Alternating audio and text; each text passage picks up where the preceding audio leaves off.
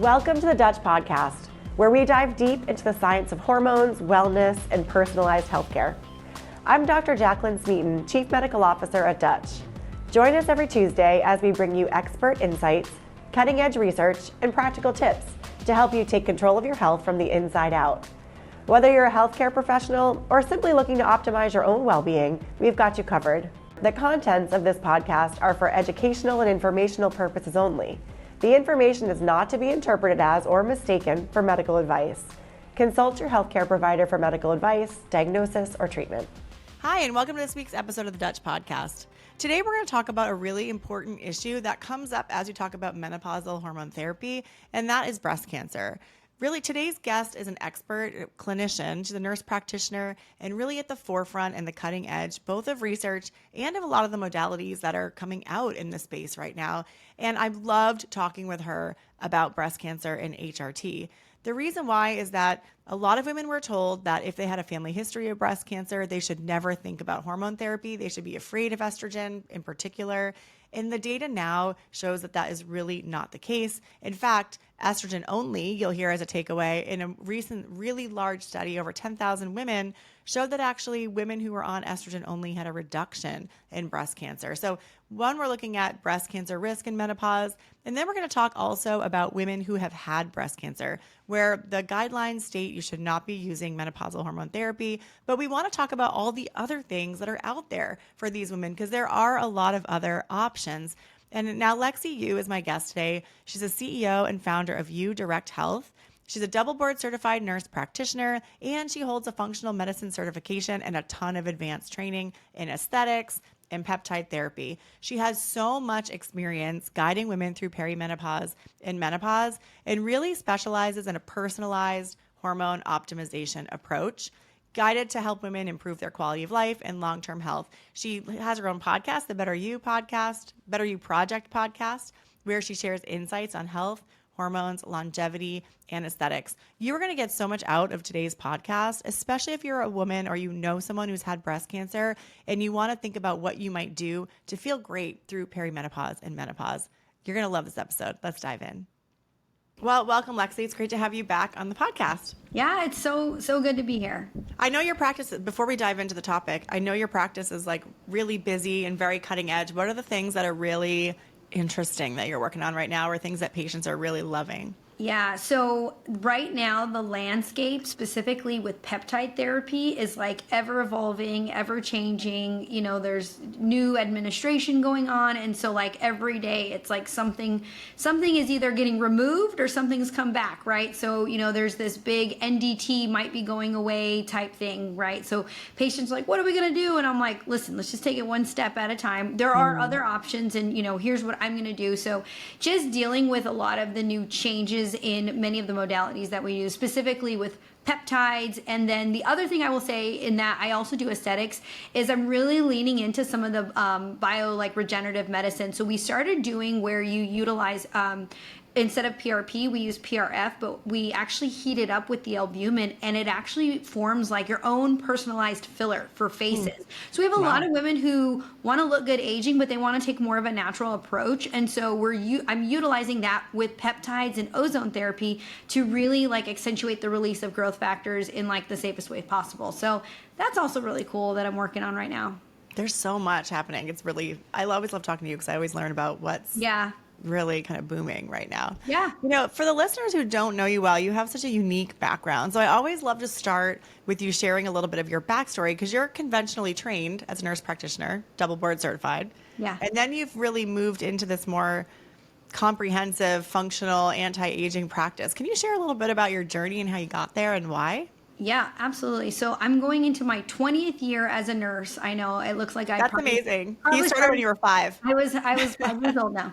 And I'm actually going into my 12th year as a nurse practitioner.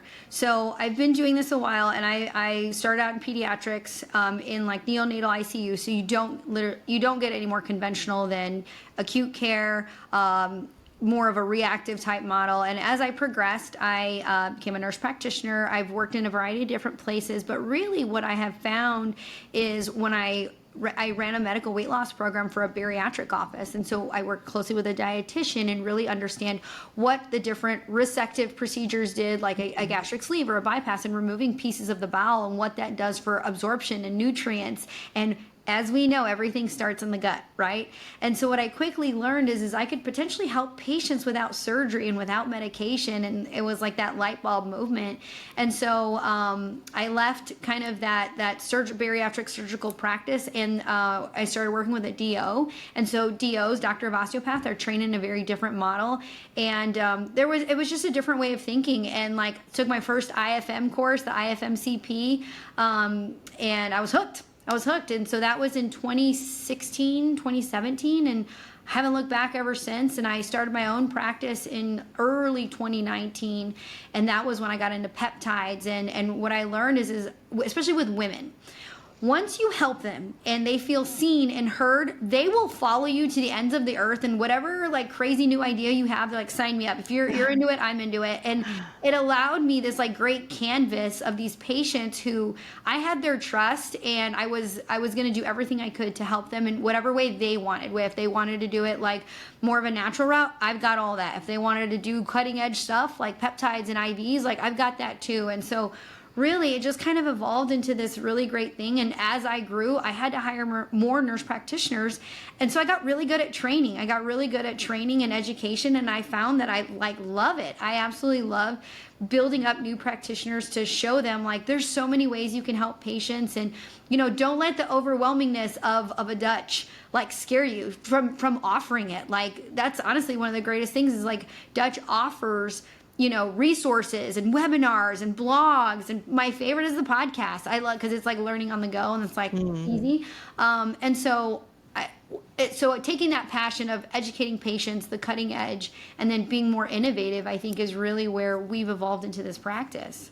It's amazing. And you've been so successful, and I'm so happy for you and for your patients. Cause I think, you.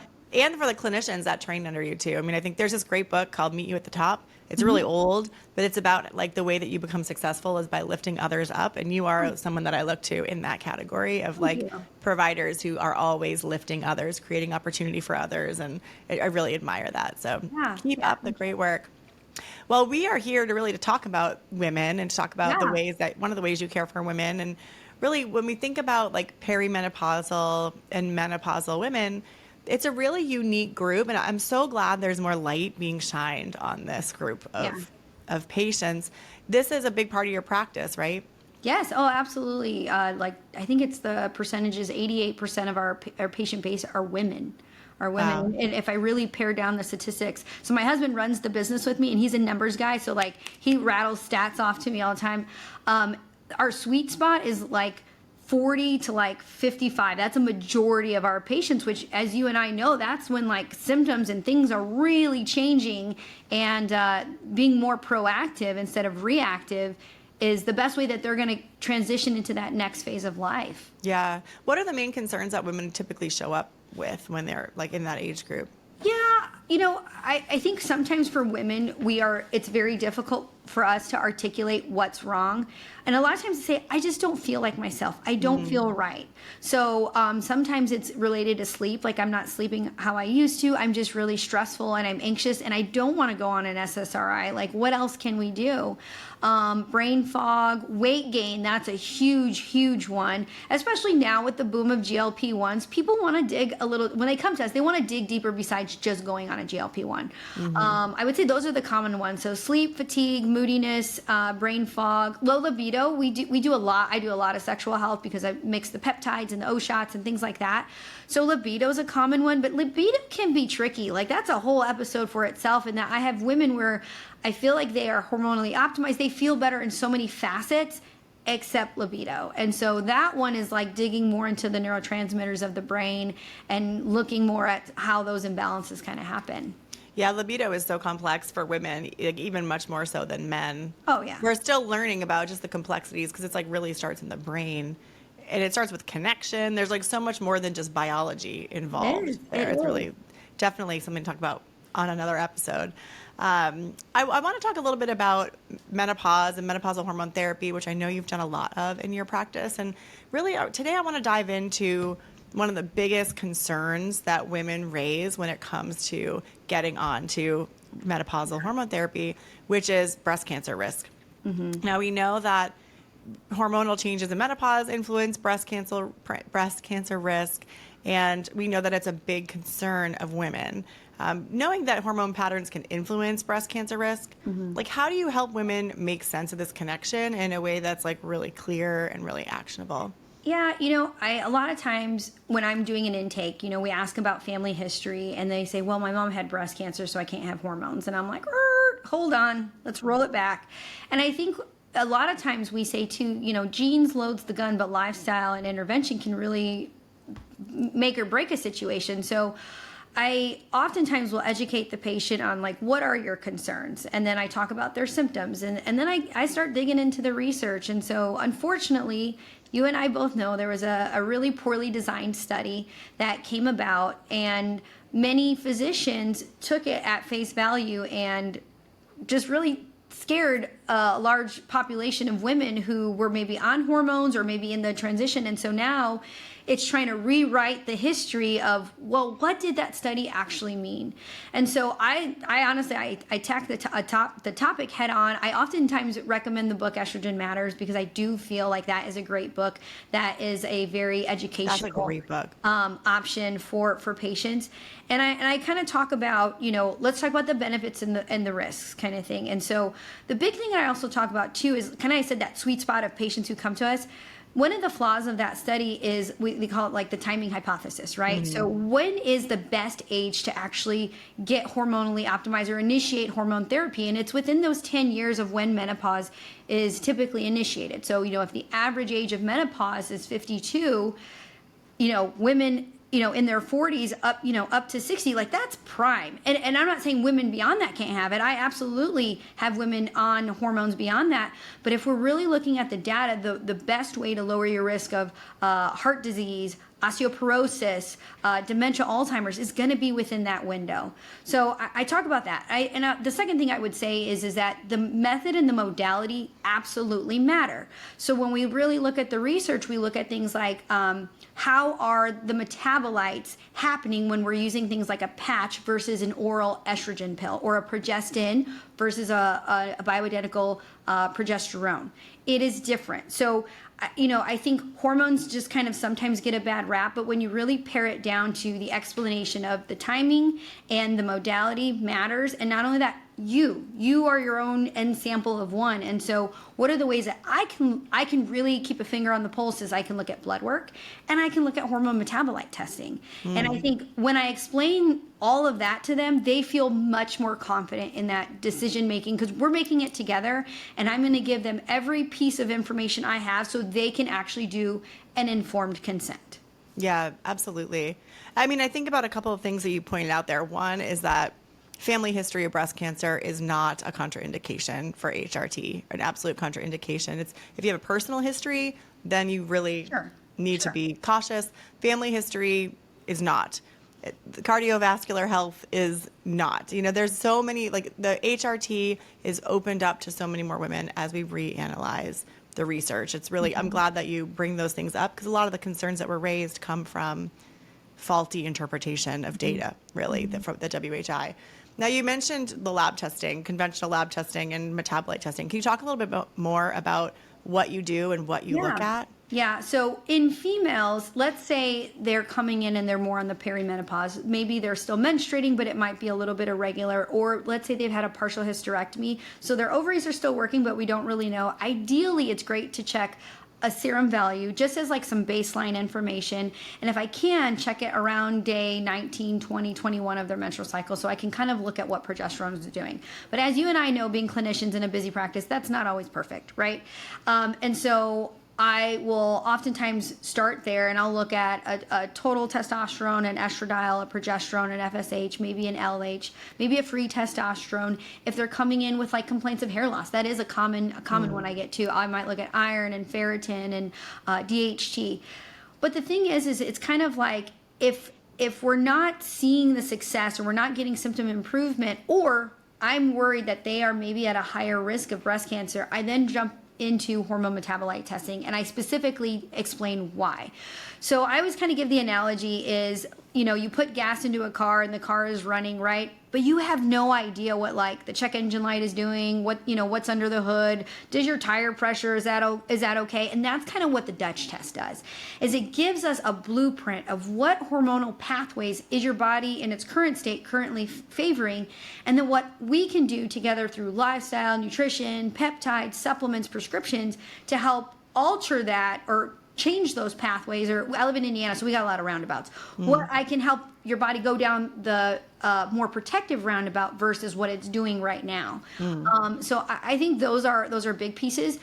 The other thing that we commonly see there, I would say the first hormone to unfortunately go is that progesterone. And so a lot of the women are going to have a little bit of issues in that luteal phase. So that's going to be the week before their period, which is a great time to get a Dutch test, because then we can kind of see, oh, okay, you actually are a little bit low. That would explain, some of your symptoms. And then not only that, because that progesterone is low, there's this term thrown around called estrogen dominance, right? And I almost cringe a little bit when I hear that term, because I'm like, because that can interpret as a lot of things. And so what I tell women, it's not that your body is maybe over making estrogen. Now this test will help us actually determine what it's doing, but it could be in relationship to progesterone. They're just not balancing each other out. And so I would say the math is not mathing when it comes to that progesterone, and your estrogen is a little bit higher, which is going to put you at risk for things like heavy periods, breast tenderness, especially a week before your cycle, when you're on your cycle, uterine fibroids. And so that's when we really start getting into some of the why would I do a Dutch test, is because I want to figure out what pathway that's going down. And then I have all the options to help you alter that pathway. Yeah, I love that you bring up that estrogen dominance term, because it's not a clinical diagnosis, and you hear it thrown around a lot. And actually, there's a lot of criticism of the functional medicine, I know. hormone world for utilizing that term. And I think no one had bad intentions to try to create a disease where there's no disease. It was really a way to describe the patterns that you see, that where there is this kind of relative underproduction of progesterone, or alternately poor metabolism of estrogens, which then kind of increases the binding at the receptors and all the downstream impacts of it. And those are very real, even if estrogen dominance is not a medical term. So thanks for calling that out. Now, can you give a couple of examples? I love that, like, the check engine light's on, you don't really know what's going on in the car. What are some of the things that you've seen, or like realizations you've had about patients' cases that have come out of a Dutch test that maybe you would not have picked up on in serum? Yeah. Well, and I think too, a lot of times I'll use gut testing to kind of help give me some insight. And so looking also too at the estrobolome, right? So when I see certain things like constipation and difficulty with weight loss and all these things, and they can have dysbiosis, which is, it could be overgrowth of certain bacteria, but looking specifically at a marker called beta-glucuronidase can really give me some insight to, like, okay, their estrogen is not getting eliminated. It's literally being excreted, it's getting bound up, and then it's getting reabsorbed back into the system. So a lot of times I'll look there, and then I'm like, and now we need to do a Dutch test because I need to see what's going on. So I would say a couple common patterns would be, when you look at page 1, the cortisol, I feel like everyone's cortisol is dysregulated in some way. I see a lot of that wired and tired female who, I'm physically exhausted, but I lay in bed at night staring at the ceiling like, I got to do this tomorrow, and did I email that teacher? Did I pick up this from the dry cleaner? And so looking specifically at their total and their free cortisol is really helpful. And then we can kind of make some lifestyle decisions, looking at, like, what time do you go to bed? Do you allow yourself, a good 7 to 8 hours of sleep? Most women don't, by the way. So that's kind of like that page 1. And then we do a lot of testosterone replacement in women in a lot of different modalities in my practice, because if you look at the research, the benefits of testosterone, especially in breast cancer patients, and I think we'll probably get into it, is actually fascinating in how it can kind of compete at the receptor site with estrogen, which can lower the recurrence rate of breast cancer recurrence in breast cancer survivors. So I love looking at the third page. So I'm like thinking about how it looks. The third page, when you look at androgens, DHEA, testosterone, the aromatization, so where testosterone converts into estrogen, and looking at those dials. So I would say that's another thing that I look at is where are the androgens going, and are they going to be someone who maybe tolerates a little bit of a higher testosterone dose? If that 5-alpha reductase it's a dial now. It used to be a turn down. Now it's like a swiper. If that is on that far right where that 5-alpha is, I'm going to say, listen, sis, I know that your libido still needs work, but I can't keep pushing the gas pedal on testosterone because you're going to turn into a pizza face and your hair's going to fall out and you're going to not like me very much. So I want to do all these other things, right? So that's a very typical pattern, is it helps me gauge who will be those patients who can tolerate it or not. Then we look at progesterone. Progesterone is such a, it's like the lady of tranquility type hormone, in that she's trying real hard, but unfortunately, our soil is depleted of magnesium. Women are very low in vitamin D, and we just don't make a lot of progesterone as much as we start to get into those late 30s and early 40s. So I can really assess if they're on therapy, is this going down the right pathway? Would there be a better option? And then the last kind of pattern is that estrogen dominant pattern. And so as their body is making estrogen, looking at, is it going down the protective pathway, which is our 2OH? Is it going down the quinone pathway, which is our not protective pathway? So I think about my patients with family history of breast cancer. I tell them, listen, we got to do everything we can to keep this dial on the low end, because we want to make sure that 16 to 2OH ratio is in our favor. And then looking at the comp and looking at the 2-methoxy, are you methylating appropriately? So I would say really the estrogen dominance I look at a lot. I look at those androgens, just because, again, we offer so many modalities of testosterone. I want to make sure I'm doing right by the patient. And then all those other pieces are also extremely helpful in the overall clinical recommendation for the patient. Yeah, the estrogen metabolites, and I want to talk more about testosterone too, because I'm really curious to know your thoughts around that, in particular with breast cancer. But starting with estrogen metabolism, now there's controversy and discussion around whether estrogen metabolism even matters when it comes to breast cancer risk. There was actually a recent post, I was trying to pull it up, from a conventional provider who doesn't function. I saw it, and I was like, oh boy. Is it Dr. Amy, her last name Killen, maybe Killian? Yes. I have to look it up. Anyway, I thought she did a super thorough job with evaluating, and she created this table in Excel with all the studies she could find and her assessment of them, and kind of rated whether they were plus or minus with supporting the theory that estrogen metabolism or the ratios matter. Now, a couple points on this. It's so interesting because our team did a similar assessment about a year ago as we prepped for a webinar on this topic, and one of our doctors did the similar process. And so I had her take a look at this research table and give her thoughts and feedback. And one thing that's really interesting is that gets down to where lab science is so critically important, and something I've learned because I'm clinically trained. I did biochemistry background ahead of time, so definitely had some lab background because I worked in a pharma development lab before going back to school. But the studies that she looked at included immunoassays, ELISA, and LCMS. Our lab uses LCMS. And what we found when we looked at the studies is that when you look at immunoassays, which we know immunoassays are particularly poor at measuring low levels of hormone, mass spec is so much more accurate. The mass spec studies really do show and pretty consistently, that the ratios matter when it comes to breast cancer. The ones that use immunoassay are the ones that are kind of all over the place. Some show it does, some show it doesn't. And when you look at that with a lab science background, you put that hat on, part of the reason why is that the reliability of the testing is really poor with immunoassays. So anyway, really, she did a great job with that assessment. And I think when you call out the ones that use just a better methodology in the lab, the data is pretty telling. There's one recent study that conflicted, which we just got the whole paper, so we can kind of dive into that. Yeah. But really an interesting place to start with this story, because we do care about estrogen metabolites. And, we call them the good, the bad, and the ugly, right? Your 2-pathway, 4-pathway, and 16-hydroxy pathways. Tell me a little bit about what you see clinically with those when those metabolism ratios are off.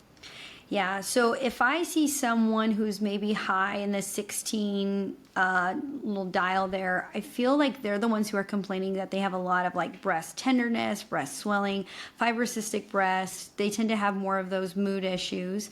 When they're down the 4OH, similar, I tend to see that they have like heavy periods, uterine fibroids. Their mammogram screening comes back. They have fibrocystic breast, dense breast tissue.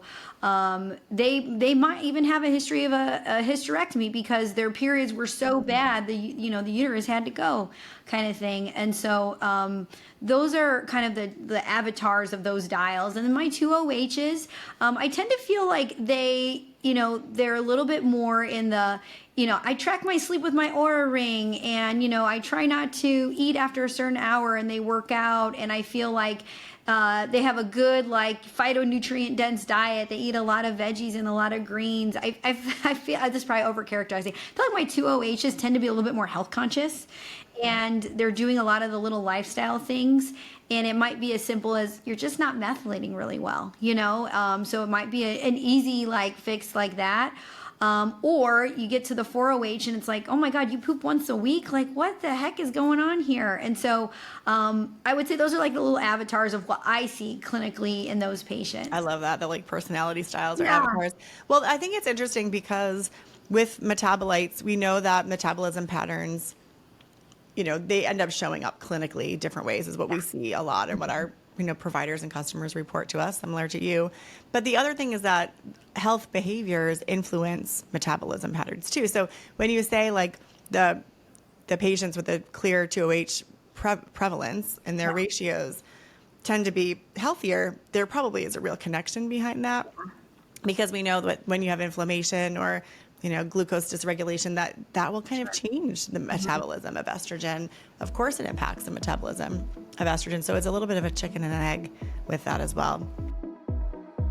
We'll be right back with more. If you're already running Dutch tests in your practice or thinking about it, there's never been a better time to become an official Dutch provider. Why? Because we go beyond lab testing. Our provider community gets exclusive access to clinical education, in-depth report interpretation training, monthly case reviews, and one-on-one clinical support. Whether you're just getting started or looking to sharpen your functional hormone expertise, we give you the tools to grow. Join thousands of providers already making a difference. Visit DutchTest.com today. We're back with the Dutch Podcast. So I think the other thing that I think is really interesting is that a lot of people don't realize metabolites bind to receptors as well. Even with estrogen metabolites, we know this with testosterone and androgen metabolites, because you talked about DHT earlier. Mm-hmm. We talk a lot about DHT. That's a metabolite of testosterone, but we don't really talk about the impact of metabolites of other hormones. Right. Progesterone metabolites are really important, and estrogen metabolites are really important. Progesterone we really take advantage of, right, with the pregnenolones and the ability of a lot of the downstream progesterone metabolites to bind in the brain, like allopregnanolone, and have really calming, relaxing, GABA-enhancing effects. That's what you really are getting at when you talk about that. That progesterone being kind of that pristine, relaxed, chill vibe that we're all going after. So do your patients, how do you communicate that with patients around the metabolites of hormones being important? Yeah. So it's an important way to explain it in that, let's say you have a patient come in and they're postmenopausal. They don't have any hormones like on board, right? So for me, I would not jump into a Dutch test just yet because everything's empty. I need to see, once I start replacing it, what roundabout, what highway is that one favoring? Then I find the data is far more clinically useful after they've been on some hormones a little while. So I would say in my older patients, I usually give them about 6 months of hormones, and I'm like, and we're doing a Dutch test. In my perimenopausal, kind of transitioning patients, I explain to them, when is the perfect time to replace hormones? And I tell them when you're symptomatic, and not only that, when we're seeing the subtle changes. And what's hard with women is you get used to feeling like crap. They do. They're great at rationalizing why they feel like crap. And so I tell them, like, did you know that that's a symptom of low, and then I'll say whatever the hormone is, progesterone or testosterone. And so I tell them, your body is making hormones on its own at this point. But wouldn't it be nice if we could really understand how we could influence it a little bit more precise? And this is why we call it personalized medicine, because the plan that works for you may not work for me. So I say, instead of throwing spaghetti at the wall and hoping one of those noodles stick, why don't we actually have a more precise, direct recipe of where is that hormone metabolite going? And not only that, what are the lifestyle things we can do to impact it to really get the most bang for your buck and to get the most use of your time and interventions? That makes a lot of sense. Now, when we talk about breast cancer risk, I mean, the early research on hormone therapy and breast cancer risk left a lot of women with lasting concerns. I actually did a consult last night with a provider around patient care and HRT, and this patient had a leg amputation in 2009. And the doctors at that point said, you will never be able to do hormone therapy. And now she's 52 and really suffering and came in to see this doctor, but she's so afraid of hormone therapy. And I'm like, well, if she was told that in 2009, that was kind of the dogma of the time. Yeah. Hers was around clot risk. But I think a lot of women, similarly, if they had breast cancer around that time, they really were left with a similar concern. Can you talk a little bit about, where does this concern come from? What's real? What is outdated science? And where should women be at when it comes to understanding the connection between hormone therapy and breast cancer risk? So, to your point, they think about like a hypercoagulable state. So if I have a lady and they come in and they're like, oh, I can't be on hormones because I got a blood clot with oral birth control pills, I'm like, that's a completely different conversation, in that when you consume it, it goes through first pass of the gut, then goes through the liver. Talking about metabolites, it's going to increase your clotting factors, your fibrin. The type of hormones I am offering to you is either a transdermal patch or an estradiol pellet or a topical. So the metabolites, or the way that your body is going to break it down, is actually quite different versus if you were taking an oral estrogen in that. And then not only that, when we look at the studies from the WHI, they called it progesterone, but really it was a synthetic progestin. And so I think when we really peel back the onion a little further, we realize you can't compare micronized progesterone to progestins. They are two completely different metabolites, in that progestins, you will see a higher risk of breast cancer and you will see a higher clotting risk. In fact, I always say, don't blame estrogen for what progesterone did, in that when they really looked at the study, and recently the Medicare 10,000 women study came out, they actually found that women on oral estrogen alone had a lower breast cancer risk. This is huge. I mean, this is worth repeating and just pausing. Think about, this is one of the biggest studies that's ever been done ever. It was a huge amount of women. Yeah, right. 10,000 women Medicare, right? And so they looked at this study, and what they found is that women who were on non-synthetic progestins had a lower risk of heart disease, lower risk of cardiovascular events, lower risk of osteoporosis, and a lower breast cancer risk. The highest risk happened with women on progestins. So progestins is what is in birth control. I'm just going to throw that out there. That's what's in birth control. And so what I'm offering to patients is going to be usually a transdermal or a different modality where those metabolites are going to be favoring a different pathway. I think the other thing to consider too is I feel like testosterone is often the unsung hero. And if you really look at the research, and this is what kills me when my patients say, my doctor says there's no research of testosterone in women. And I'm like, there's this great thing called PubMed. But there is a phenomenal breast cancer oncologist out of Dayton, Ohio, and her, in January of this year, her 15-year study follow-up came up, and what she did is she studied breast cancer survival rates, and she gave women testosterone pellets. And I know there's a lot of controversy, I'm not here to controversy that, but the study is actually fascinating in that women who were getting testosterone pellets, and she would put anastrozole, 4 milligrams of anastrozole in her pellets, had I want to say it was a 47% reduction in recurrence rate of breast cancer. And her study's free on the web. You'll have to send me that link, because I'd love to, I'll put it in the show notes for everybody, but I'd love to have a read of that. Yes. And so what's fascinating is that why does that happen, right? And so when we look at like receptors, the AR receptor, so the androgen receptor, is competing. So it's not blocking estrogen, but it's competing for the same receptor that ER, so estrogen receptor, is trying to bind to.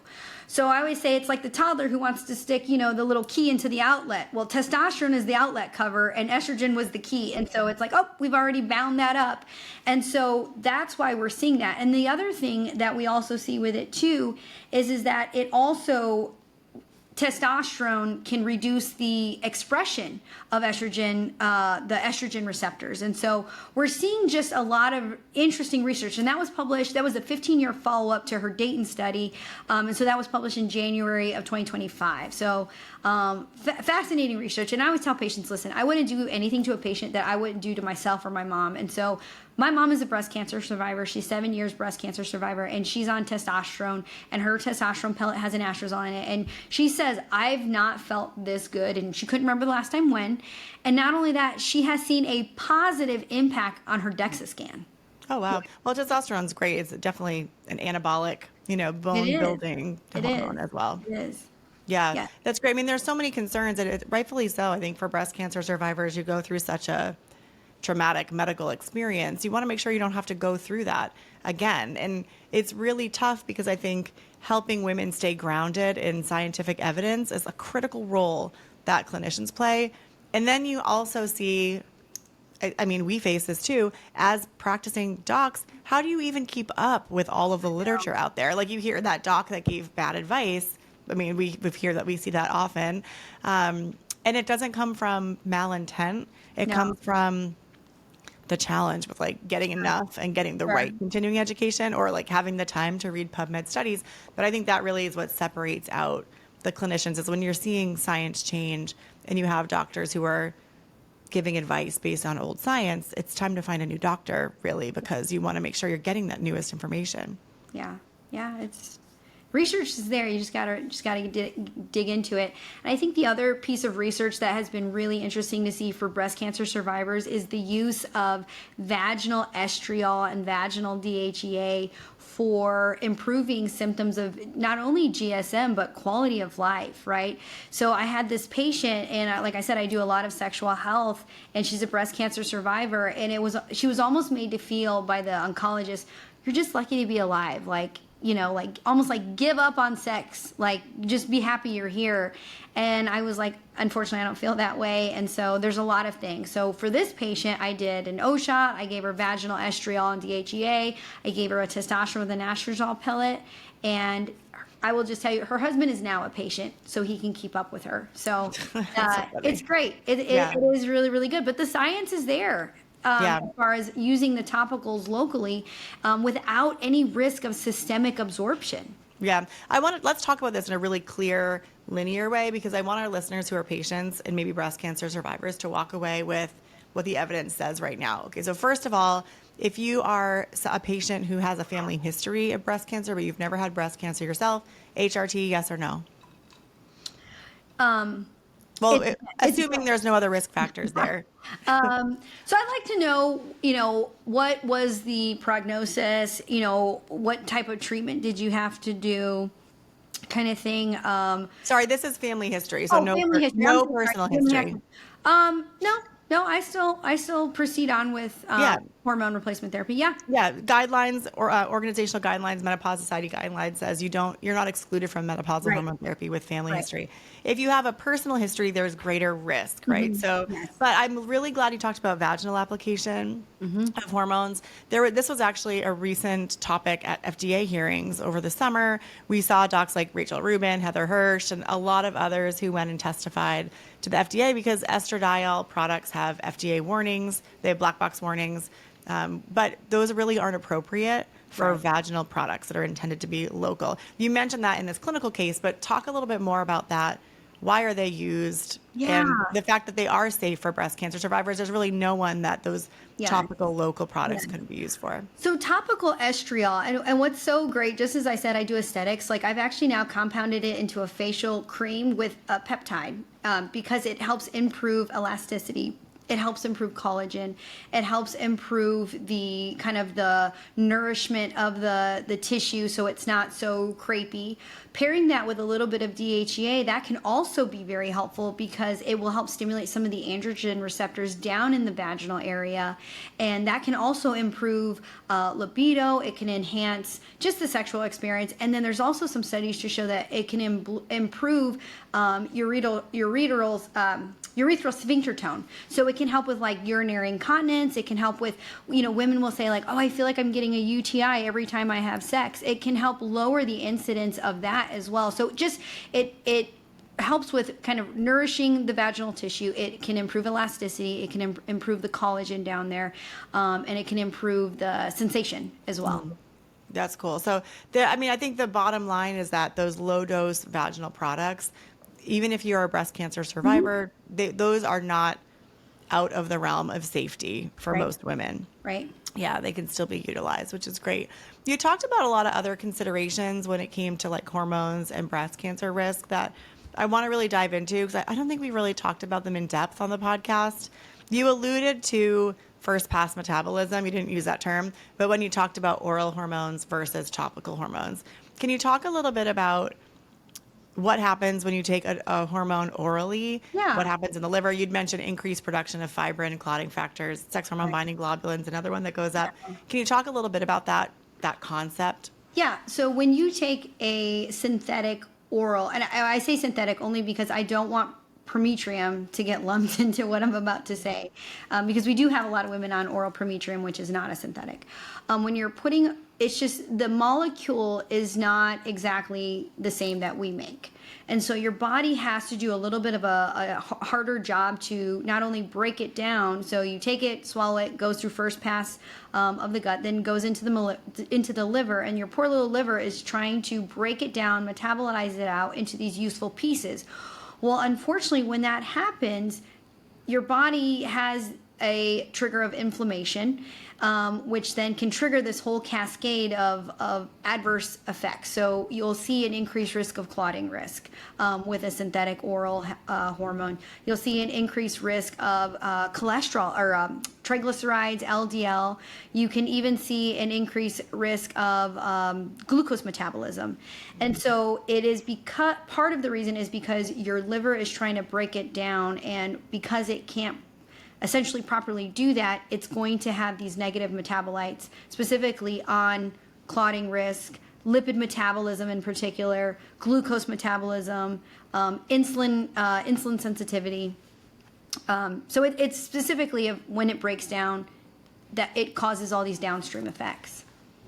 I'm glad you mentioned that. And it's one thing that was really interesting to me because my practice clinically for 20 years was more cycling females. I did fertility, menstrual complaints, et cetera. So when I started working with Dutch, it had been a while that I'd really focused on peri and postmenopausal, perimenopausal a lot, but especially postmenopausal women, and really relearning all this data. And when I went to medical school, I graduated in 2007. So that was really at the height of WHI information. So what I learned was based upon kind of faulty interpretation.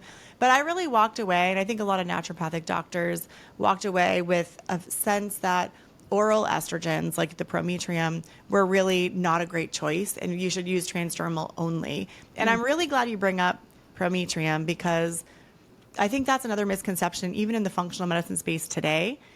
Prometrium is very safe. Like transdermal is even safer. Right. But we debated as a team as we were teaching on HRT, how are we going to word this in a way that's really honest statistically? And, I think it's great to use transdermal hormones whenever possible, but some women don't like it. They don't want to use a cream. The patches are itchy, whatever. Oral is still a really safe choice. We're looking at, people hear it's 2 to 5 times higher risk of clot versus a non-user, but that's a relative risk. And when you look at the absolute risk, it's only like 5 to 15 clots for every 10,000 women per year of use. And that's very safe. That's considered a very rare complication. So anyway, I want to bring that up just to kind of comment on that when you talk about the oral. And so I'm glad that you're using oral, because it's better for some women. It's just so much easier to take for some people as well. So thank you for calling that out. when we think about, so we talked about kind of that first pass metabolism piece, and that's obviously one element of it. And then we're using the transdermal as another way. Now, you've also talked about synthetic and natural. You've commented on that a couple different times. When it comes to breast cancer risk, any differences on the estrogen use? Yes. So in the research, it shows that a transdermal estrogen is going to be safer than the oral estrogen. But in that 10,000 Medicare women study, they actually showed that women on estrogen, oral estrogen alone, actually had a lower risk of breast cancer. But I always go back to too, and if you're a practitioner, you're listening to this, is God forbid if I ever had to defend something in front of the board of nursing for me, or, the naturopathic board, is that something I am prepared to defend on, that? So, the studies are coming out, right? We have that 10,000 women study, but I don't know if I'd pull the trigger for me and my patients quite yet. I would absolutely consider a transdermal. I don't know if I would do an oral estrogen on them yet. Yeah.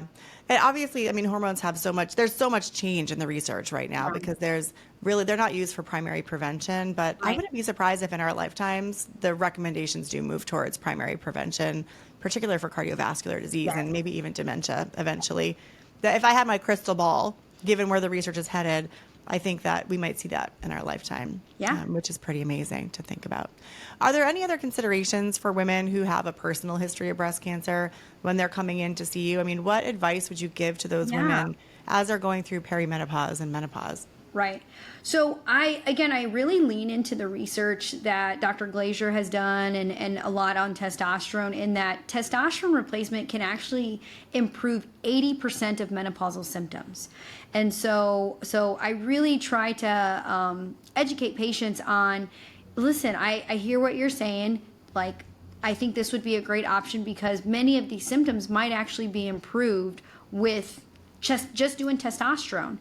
I think pairing that with the topical estriol vaginally can be very helpful in that, estrogen is such a lubricating hormone in many ways, right? Our joints, our shoulders, our bladder, our bowels, our skin. And so, when we get women on estrogen deprivation therapy, or if they're on like an estrogen blocker, God bless them. Like, we want to help them so badly. And so in some cases, actually, I've been successful in collaborating with their oncologist, and I say, listen, I know that you have them on anastrozole. Would you be okay if I put it in their pellet and have them stop taking it orally? And there's one oncologist here locally. I've sent her all Rebecca Glaser's research, gave her my cell phone number. I'm like, happy to have a conversation. And she's actually approved it. And what's been so great to see is that patient's actually a nurse practitioner, so she was able to advocate for herself a little bit more, is that she is not having the anastrozole oral side effects with the pellet, the testosterone with the anastrozole pellet, as she was having by taking it by mouth. So I think there's something to be said on how anastrozole even has first pass of the gut into the liver, in that her brain fog was awful, and she's still getting anastrozole, but it's just giving it in her pellet. So the metabolism is going through the renal system, not through the liver. So I thought that was kind of interesting. That is really interesting. Now, you brought up testosterone a few times in this. When women are coming into your practice with menopausal complaints, because you said a lot of them can be handled by testosterone, how do you choose which hormone you should be leading with or thinking about? So I feel like progesterone is kind of a given. Like prometrium is kind of a given. I feel like most of my women, I talk about it. And I always say, listen, we're not married to any of these therapies. So if we don't love it, we can try something else, right? That's the flexibility. You're not locked in. So usually I will go over their symptoms, and, if they're telling me like I'm anxious, I can't sleep, which testosterone can help that. But if it's like that week before my period, I usually am leaning in towards that progesterone.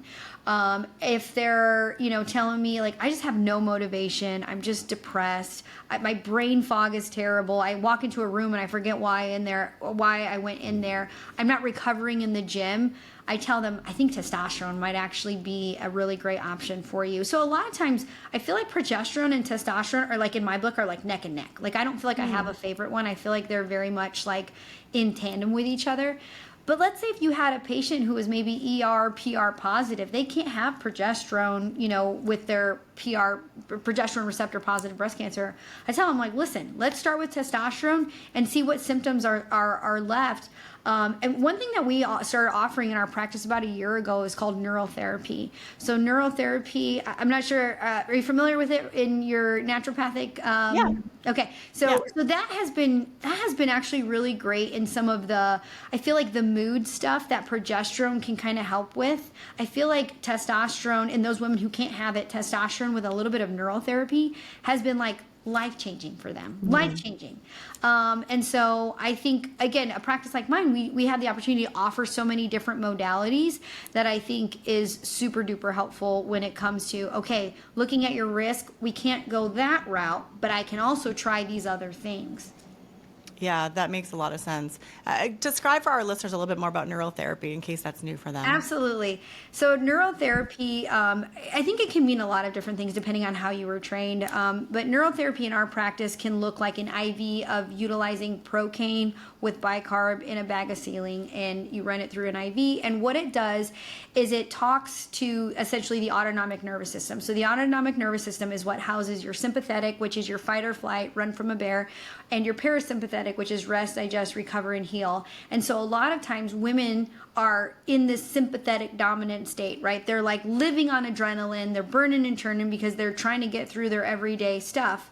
Well, what happens is you're leaning in so much on that sympathetic side, you have a hard time resetting into that parasympathetic system. And so things that I also recommend, box breathing, grounding, improving your vagal tone, tracking your sleep, meditation, binaural beats, brain tap. But what this is doing is it's kind of taking you out of that sympathetic space, because what procaine, it breaks into these two little metabolites. The metabolites can also act on the endocannabinoid system of the brain, which is helping you kind of stay in this little bit of a calm state. So everyone's different. So we could do it in IV, or we'll do like a localized infiltration. We don't inject right into the certain stellates of the body, but we'll do an infiltration of procaine at the neck. So the stellate area, and women will feel very calm during it. They feel very relaxed. Their mood just, I know I have crap to do, but I'm not mad about it. We'll do one in the abdomen, and that can be very helpful for women who struggle with constipation. And then in the pelvic region, we have two little stellates in there, two little ganglions in there called the inferior epigastric.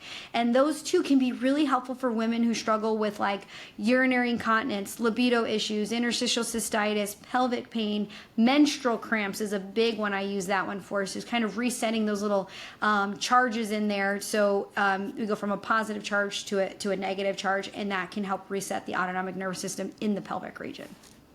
So for clinicians, this is like Lexi, you're like top of your game with learning all these new things. So if you haven't heard of this before, that's okay. I know you do a ton of continuing education and a lot of like research and development really at the cutting edge there, but a lot of really interesting things coming out that are available for patients. Yeah. And most major cities can find clinicians like you, which is awesome. So as we think about women who have a history of breast cancer, like bottom line, what do you want them to take away from this conversation? Yeah, I think kind of the old dogma of medicine got it wrong.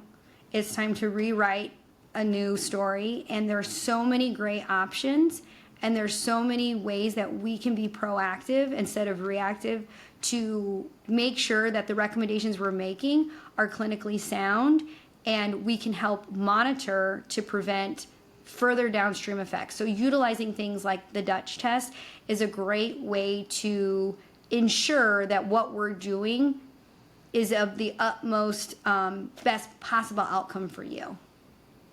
Awesome.